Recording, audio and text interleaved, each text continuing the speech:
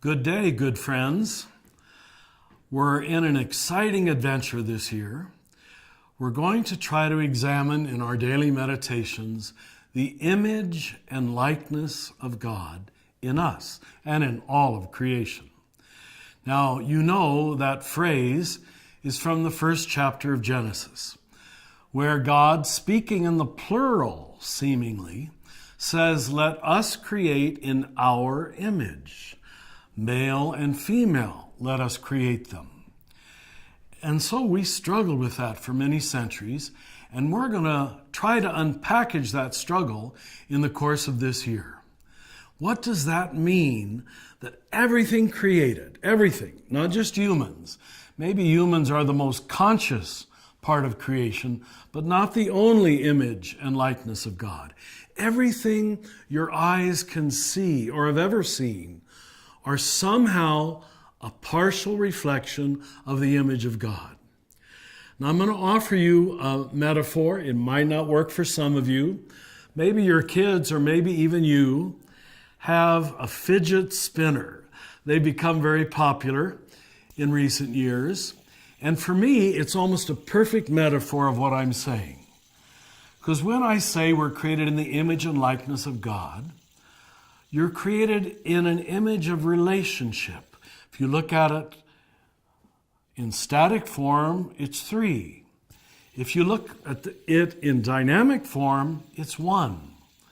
That's how we came up with the notion of Trinity. How can something be diverse, as all of creation is, and yet how do we overcome that diversity and say, in the final analysis, it's more one than many? We say it of God here, and we say it of everything your eyes have ever seen. So what we're going to try to do in our meditations is try to look at that from many different angles. And here's why it's important. If we don't objectify everything as created in the image of God, you know what happens? Human beings, and I've seen myself do it, we start picking and choosing. Well, that's created in the image of God, but that isn't. You have no choice in the matter. Everything, black and white, Catholic and Protestant, gay and straight, male and female, use whatever categories you want, Republican and Democrat, it's all created in the image of God. Now, you're saying, well, what then does likeness mean? Here's what the fathers of the church concluded already in the early centuries. Image was your objective, unquestionable creation as a child of God or an image of God. Likeness was your personal appropriation of that. So two might equally be and are equally the image of God. One, to be very straightforward, looks a lot more like Jesus than the other one does. He or she has become kind, forgiving, inclusive, accepting, patient. List all of the great virtues. So, image you have, likeness you grow in. That covers both ends of the spectrum and satisfies both good philosophy and good theology.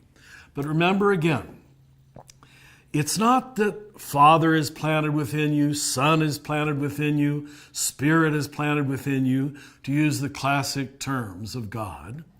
But it's precisely this is planted within you. There's a dynamism toward growth and universality and infinite love that you can't get rid of. It just keeps spinning. It just keeps inviting inside of you faith, hope, and love. And whenever you touch upon those, you're touching upon your objective image as a creature of God, or in the human case, as a child of God.